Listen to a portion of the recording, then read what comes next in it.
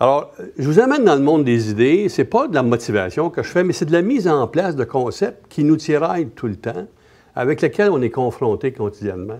Dans l'ancien monde, qui est encore là, qui existe encore, je suis retourné prof au HEC, puis je vois encore cette rigueur de la pensée qui est un peu aux antipodes de ce que le gars vit tous les jours. Moi, dans mon vignoble, là, je ne vis pas ce que les professeurs nécessairement enseignent au HEC.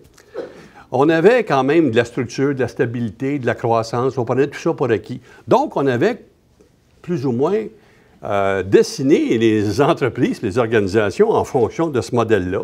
C'était un peu un écosystème, puis tout était interrelié, puis il faisait du sens. Donc, on avait le pouvoir, on parlait d'économie d'échelle, on parlait de contrôle, on parlait de planification stratégique. Toutes des choses qui vont plus ou moins en symbiose avec le fait qu'il y a de la croissance, que c'est déterminé, qu'il n'y a pas de perturbation. Donc, on essaie d'organiser, de structurer l'entreprise à une sorte de symbiose entre les concepts de gestion et l'environnement dans lequel on est. On avait la séparation des fonctions, on a créé des silos, ressources humaines, informatique, marketing. Les gens sont comme chacun dans leur silo, très verticaux, comme dans les écoles de gestion, des spécialistes en finance, spécialistes en marketing, la simplification des tâches. Les stratégies étaient beaucoup orientées sur comment croître, comment grandir, comment prendre de l'expansion. On parlait beaucoup d'acquisition, on parlait d'exportation. C'était des choses qui étaient des facteurs qui poussaient l'organisation, l'entreprise à toujours aller plus loin. Hiérarchie, directive, militarisation à certains égards. Le leadership était l'inspiration puis le contrôle plus ou moins. La coordination était faite par le top. Le nouvel environnement, qui n'est pas en symbiose avec ça, pas en tout. C'est un environnement qui est caractérisé comment? Moi, j'appelle ça le chaos. Il y a une bonne joke, hein? Le médecin, l'ingénieur puis l'économiste qui se rencontrent. Le médecin dit oh, « la science la plus importante, c'est la médecine. Regarde ce qu'on a fait de corps humain, c'est complexe, ça. » L'ingénieur dit « Oh, nous, à partir du chaos, on a créé l'univers. » L'économiste dit « Oui, mais qui a fait le chaos? » Alors, le chaos est là. Le chaos, c'est une forme de désorganisation, de changement constant. Il y a de l'instabilité. L'élection de Trump, le Brexit, c'est quoi ça? C'est de l'instabilité dans le système.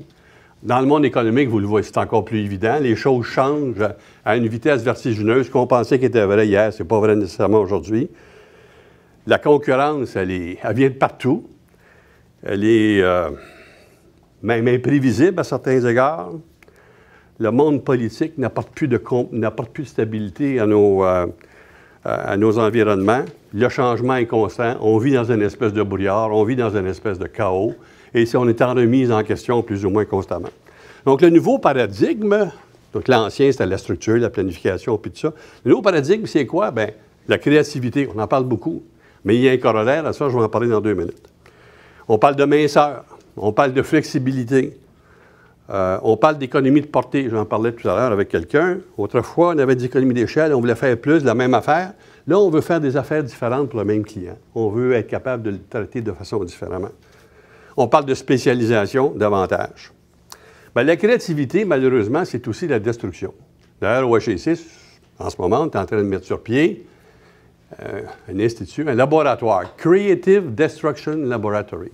Pourquoi? Parce que si tu crées, il y a des affaires que tu ne feras plus, que tu vas trouver une note de côté. Tu ne peux pas. Avant, on faisait mieux ce qu'on faisait avant.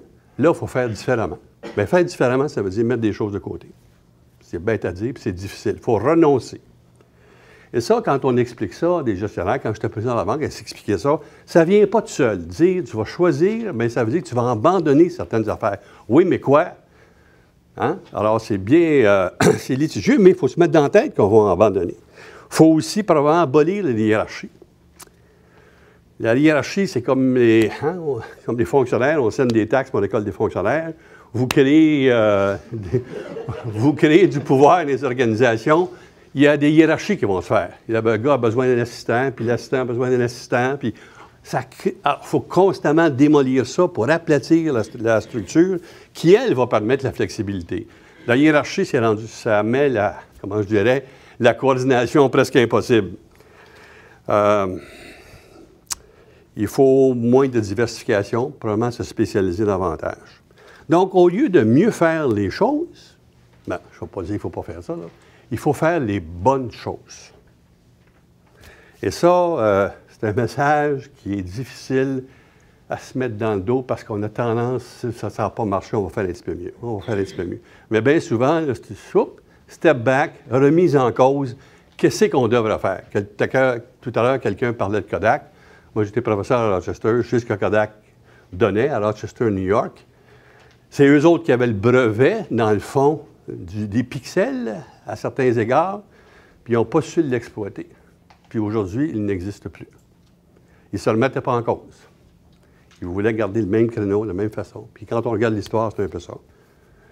Dans la pratique courante, je suis vigneron 24 heures par jour, je prends quand même le temps. J'ai eu une pratique de consultation récemment pour une entreprise familiale, une grande entreprise familiale canadienne, et c'était exactement ça le problème. Le conflit des jeunes actionnaires puis des anciens, c'était sur ce tiraillement entre les méthodes traditionnelles qui sont le produit de notre culture depuis 200 ans. Là. Ça date depuis la Révolution industrielle.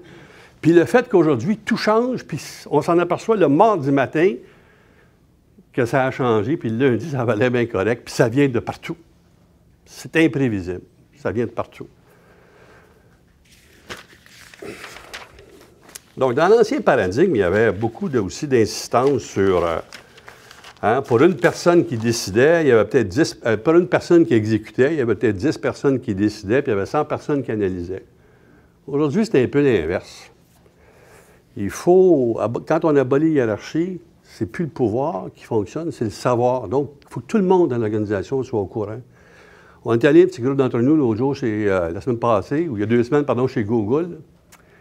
Bien, Google, les bureaux, là, tu as de la place pour mettre ton ordi et puis peut-être ton manteau, ton parapluie. Mais il n'y a pas de place pour rester là. Tu travailles, tu t'essaimes, il n'y a pas de comité, il n'y a pas de réunion. Les gens se réunissent entre eux tous les jours. Donc, les exécutants, là, ils sont 100 pour 10 décideurs, alors qu'autrefois, il y avait un exécutant pour 10 décideurs. C'est un mode de gestion très horizontal. Les gens ne creusent plus, ils sont horizontaux. Le savoir, d'ailleurs, il est horizontal.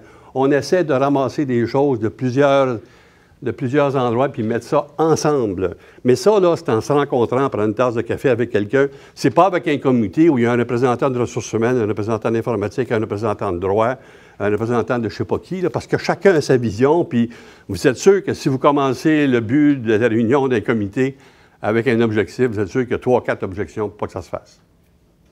Comme vigneron, hey, je n'ai-tu fait des erreurs? Hein? N'ai-tu écouté des Français? Qui sont venus me dire comment tailler, comment vinifier. Mais ils n'ont pas les mêmes cépages que moi. Ils n'ont pas le même climat que moi. Fait que j'ai été obligé de désapprendre, puis d'exécuter, puis après ça, de voir ce qui marchait, plutôt que d'essayer de lire tout le temps. Je ne dis pas que je ne lis pas, là. D'essayer de lire tout le temps, puis de penser que j'ai la bonne affaire, puis de le faire tout le temps. J'ai appris à vivre avec un monopole aussi, ce qui n'est pas facile, je ne vous le souhaite pas. La SAQ, c'est bon, mais c'est un monopole, hein? Puis finalement, sur le plan, je suis dans le chaos. Sur le plan purement de la stratégie, je me dis, je fais-tu des vins traditionnels qui vont être corrects, mais qui ne sont pas outstanding? Quand tu mets chardonnay sur une bouteille, j'en ai une chardonnay. Tu mets chardonnay sur une bouteille, elle est vendue quasiment à 25 %. Tu mets Saint-Pépin, qui est un vin qui est encensé par tout le monde, même à l'international.